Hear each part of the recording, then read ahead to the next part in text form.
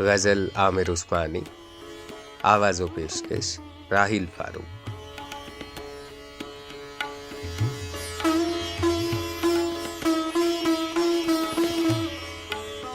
इश्क के मराहिल में वो भी वक्त आता है, आफतें बरसती हैं, दिल सुकून पाता है।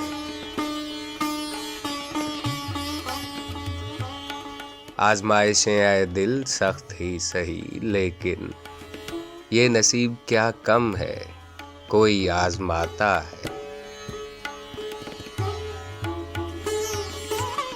उम्र जितनी बढ़ती है और घटती जाती है, सांस जो भी आता है लाश बन के जाता है। आबलों का शिकवा क्या, ठोकरों का गम कैसा, आदमी मोहब्बत में सबको भूल जाता है। कारज़ारे हस्ती में इज्जो जाह की दौलत भीख में नहीं मिलती, आदमी कमाता है।